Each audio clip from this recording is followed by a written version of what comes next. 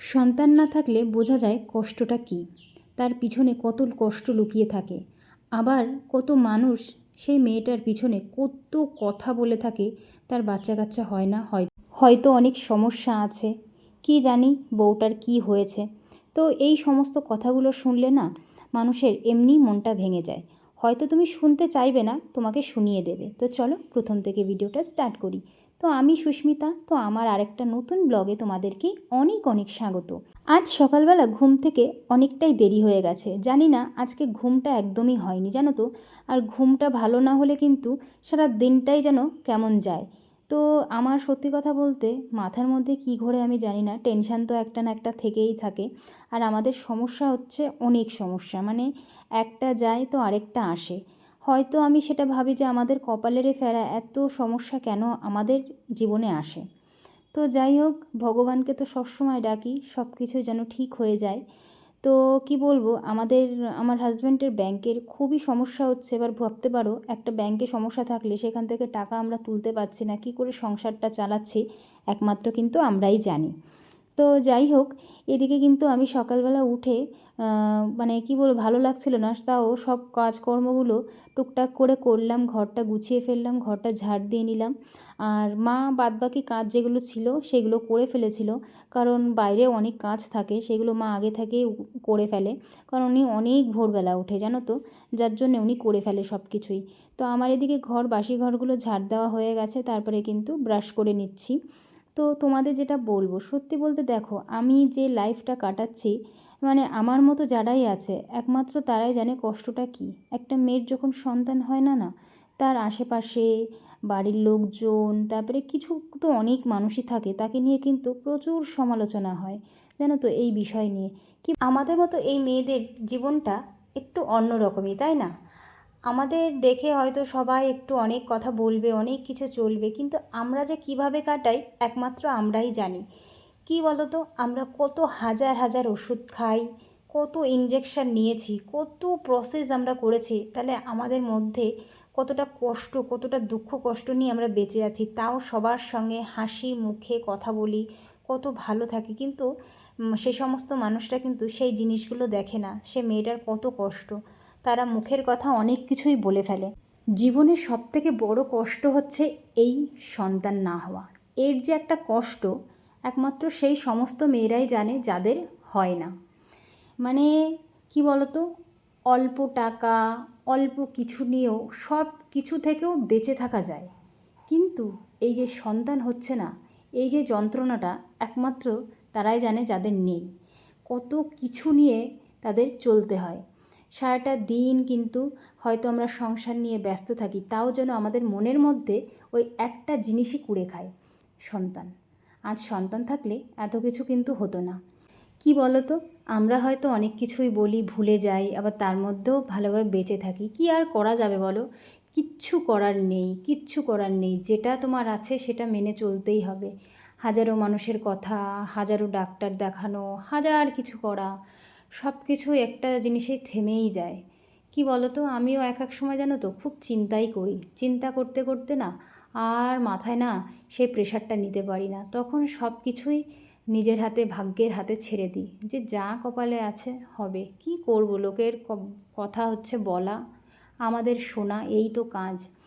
তো যাই হোক, যার যেই সমস্যা হোক না কেন, আমার যেরকম নানান সমস্যা ছিল সব কিছুই সমাধান হয়েছে। আশা করি সামনে সব কিছুই ঠিক হবে। আর যারা এরকম এই সমস্যা নিয়ে ভুগছো, আমি একটা কথাই তাদের বলবো, তোমরা প্লিজ কেউ চিন্তা করবে না। কি বলো তো, চিন্তা জিনিসটাই মানুষকে কুড়ে খায় আর শেষ করে, যেমনটা আমার মধ্যে হয়েছে। জীবনে আমি অনেক কিছুই দেখেছি জানো তো, অনেক কিছু। শুধু যে হচ্ছে না বলে এক টেনশানে থাকি তা তো না, মানুষের কথা শোনা, অনেক কিছুই হয়, যেগুলো আমি তোমাদের বলি না, বলতে চাই না। সব কিছুই টুকটাক যেটা বলার আমি তোমাদের সঙ্গে সবই শেয়ার করি। কিছু কিছু কথা তো থাকে, বলো কি আর করব, কিছু করার নেই। এখন শুধু ভাবতে হবে কিভাবে ট্রিটমেন্ট করা যায়, চিকিৎসা করা যায়, সেটাই করতে হবে। বসে থাকলে হবে না, শুধু মাথা ঠুকলে হবে না যে কেন হচ্ছে না, চিকিৎসা করতে হবে, সমাধান করতে হবে, তবেই ঠিক সব কিছুই হবে। তো যাই হোক বন্ধুরা, দেখো আমি কিন্তু আজ নিয়েছিলাম খোলই মাছ। কি বলো তো, অনেক দিন মাছ খাওয়া হয় না। তো যে কাকুটার থেকে মাছ নিয়ে উনি আসতে খুব দেরি করছিল। তা বৃষ্টির মধ্যে, জানো না, রান্না করছি, সে বৃষ্টির মধ্যে আমি দৌড়াতে দৌড়াতে চলে গেলাম রাস্তার দিকে।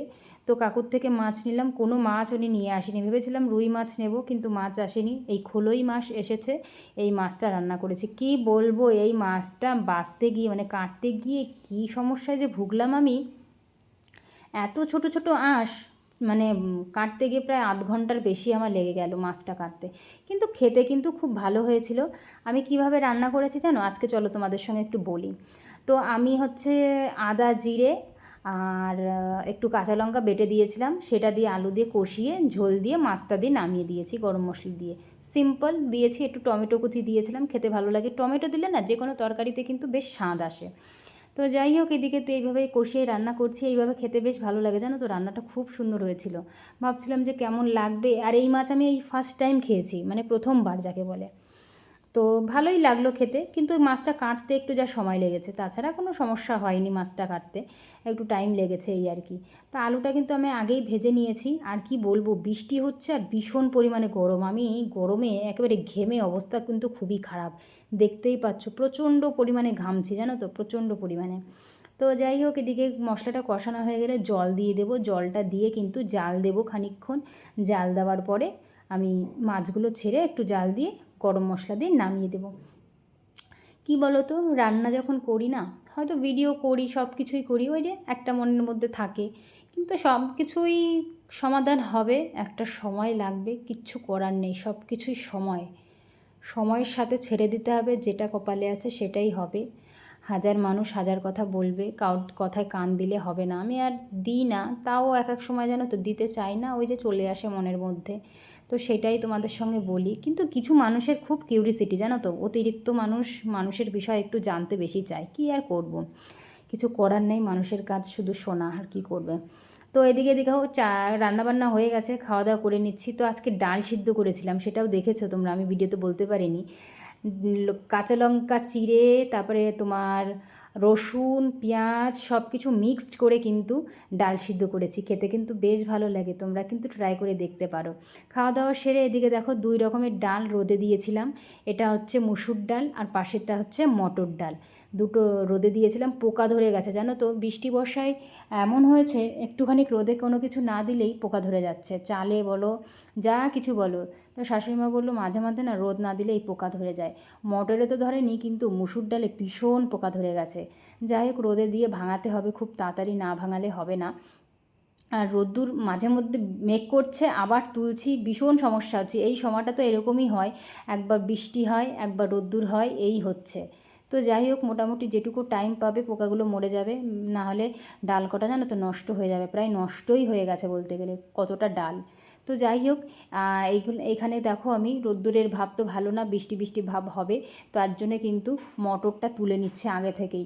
মটরটা আমাদের ভুল হয়ে গেছে জানো তো, একটা শাড়ির উপরে দিলে মটরটা এমন হাত পিছলে পড়ে যাচ্ছে, আরও প্লাস্টিকের ইসে নেড়েছি, এর জন্যে সমস্যাটা হচ্ছে। তো যাই হোক, কিছু করার নেই। তো মাকে বললাম শাড়িটা থাকলে আরও তাড়াতাড়ি হয়ে যেত, বৃষ্টি নেমে গেলেই সমস্যা। তো মা আমাকে একটা বাটি দিল, সে বাটি দিয়ে কিন্তু তাড়াতাড়ি করে কিন্তু আমি ডালটা ভরে ফেলছি এই কলসতে। কি বলো তো, আমাদের এই বাড়ির ডাল খেতে খেতে এমন একটা অভ্যাস হয়েছে, এখন না বেশ ভালোই লাগে জানো তো এই ডাল খেতে। আর এই যে দেখতে পাচ্ছ তোমার পাখিগুলো, এই পাখিগুলো বসে বসে দেখছে কি করে ডালটা খাওয়া যায়, কি বলবো আর। তো যাই হোক, এদিকে কিন্তু চান টান করে নিয়েছি, চান টান করে এখন যাব হচ্ছে পুজো দিতে। মোটামুটি সব কাজবাজ কমপ্লিট হয়ে গেছে। আর আজকে কিন্তু একটু মায়ের কাছে যাব, বাবার বাড়িতে আর কি যাব। তো কি বলো তো, হঠাৎ করেই যাওয়া, মা তাম বলছে যে একটু ঘুরে যা, ভালো লাগছে না, তার জন্যই আসা। এই তো একদিন আগে ঘুরে এসেছি, কী আর করা যাবে, মায়ের জন্য এখন যেতে হবে। আর সত্যি কথা বলতে মা তো একাই থাকে, যার জন্যে আসতে হয়। তো এদিকে কিন্তু ঘরের পুজো টুজো দেওয়া হয়ে গেছে, বিকাল টাইমে যাব। তো বরমশাই কাজে গেছে, ও বাড়ি ফিরবে, তারপরে যাব। তো এদিকে দেখো টুকটাক কাজগুলো সেরে ফেলবো, কিছু কাজ আছে, ডাল টালগুলো তোলা হয়ে গেছে মোটামুটি, আর ঘরের টুকটাক কাজ আছে, সেগুলো করে কিন্তু 5টা 5:30টার দিকে বেরোবো। তো যাই হোক, এদিকে ঘরের পুজোটা দেওয়া হয়ে গেলে সব কিছু কাজকর্ম যতই হাজার করি না কেন, ঘরের পুজোটা যতক্ষণ না দিই না ততক্ষণ ভালো লাগে না। ঘরের পুজোটা দিলে যেন শান্তিটা খুঁজে পাই। তো যাই হোক, আমার একটা সমস্যা হয়েছিল, ব্যাংকের সমস্যা বলেছিলাম তোমাদের আগে। তো যাই হোক, ঠাকুরের ইচ্ছায় সে ব্যাংকের সমস্যাটা মিটেছে। কারণ দেখো, ব্যাংকের সমস্যা হলে না খুব চিন্তায় পড়ে যায়, জানো তো। কী আর বলবো। আর এই যে গাছটা দেখতে পাচ্ছ কী সুন্দর গাছ, গাছটা মোটা হয়েছে কিন্তু ফলনটা বেশ ভালো হয়নি। পেঁপেগুলো সেই ছোট্ট ছোট্ট রয়েছে, ওই যে আমলকি গাছ, পুঁই শাকটাও ভালো। কী জানি আমাদের কোনো কিছু হলেই কেন জানি না খারাপ হয়ে যায়, জানো তো। কী জানি, মানুষের চোখে পড়ে যায় অনেক কিছুই। তো এদিকে দেখো, আমি চলে গেছিলাম আমার জায়ের বাড়িতে। দেখো এই যে গুলগুলি পাখি, তো আমার সঙ্গে আর কি করছে। আর দেখতে দেখতে মেয়েটা কিন্তু অনেক বড় হয়ে গেছে, জানো তো। এই চ্যানেলটায় হয়তো নেই, আমি অনেক আগে থেকেই ভিডিও করতাম, অনেক ডান্সের ভিডিও করতাম, ভালো লাগতো। তো তখন কিন্তু ও ছোট্ট ছিল, দেখতে দেখতে বাচ্চা মেয়েটা কত বড় হয়ে গেছে। ওর মা ওকে খাইয়ে দিচ্ছে দেখো। আর তারপরে কিন্তু চলে এসেছিলাম, এই যে এখন রেডি হয়ে নিয়েছি, যাব হচ্ছে ওই বাড়িতে। তো কি বলো তো, এই ড্রেসটা পরেছি অনেক দিন পর, মনে হচ্ছে মোটা হয়ে গেছে, জানো তো। ড্রেসটা একটু খুব চাপা। তো যাই হোক, রেডি হয়ে বেরিয়ে পড়লাম, একটু কাজ ছিল। তো যাই হোক বন্ধুরা, ভিডিওটা এই পর্যন্ত শেষ করব। ভালো থেকো, সুস্থ থাকো সবাই।